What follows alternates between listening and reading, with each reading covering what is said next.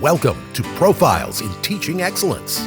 Conversations with Virginia's 2026 Regional Teachers of the Year.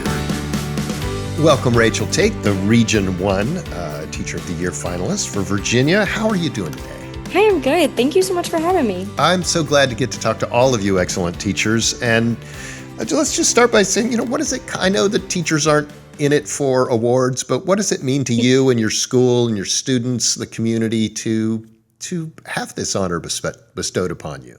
Well, it is such an amazing distinction. I'm truly honored. But for such a small county and school system as Goochland, it's a really exciting thing to be able to spotlight all of the amazing things being done in our county by all of our teachers, and to be able to show off and say, yeah, Goochland, our small county, here's the awesome things we get to do, and here's how we can help other schools do those things too. Well, I know Goochland High and the county in general, real leaders in a lot of things in the state. So congratulations for that as well. And what made you decide to be a teacher? Was there somebody who influenced you, or somebody you think of when you think of that decision you made to become a teacher? So my mom also taught 11th grade U.S. history. So I literally grew up in an 11th grade U.S. history classroom. I always tell my kids I didn't have a choice about what I was going to teach, because it was 1000% ingrained in me my whole life. But I'm so lucky to have such an amazing example as my mom.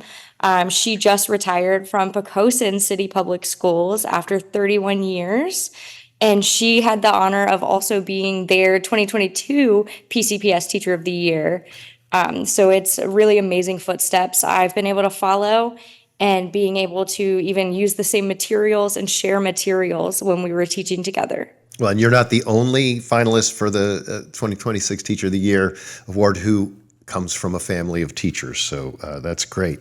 I know that we don't like to toot our own horn, but what is your greatest strength or your superpower in the classroom?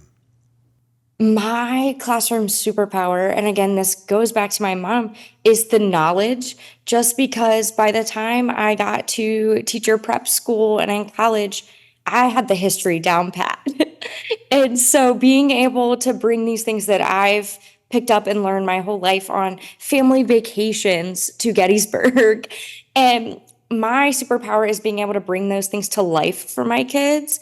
I focus on doing simulations, doing fantasy football of political parties, and different really engaging ways to bring my kids into the history.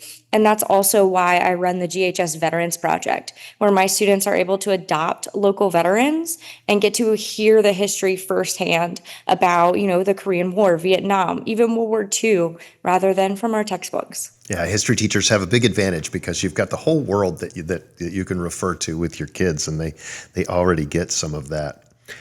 Absolutely. Do you have any advice for new teachers or somebody who's just about to start their first year of being a teacher? What kind of things can you share that might be helpful?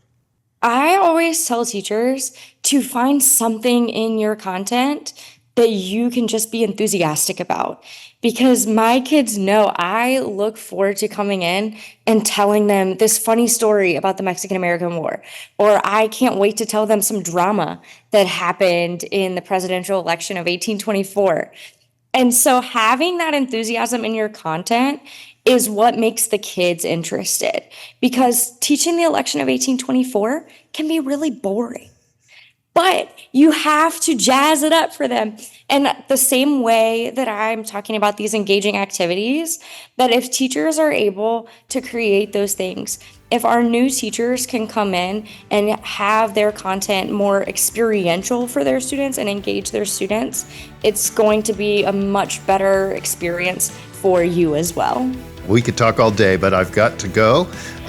Rachel Tate, Region 1 Teacher of the Year, congratulations and good luck in the future. Thank you so much for having me, Tom.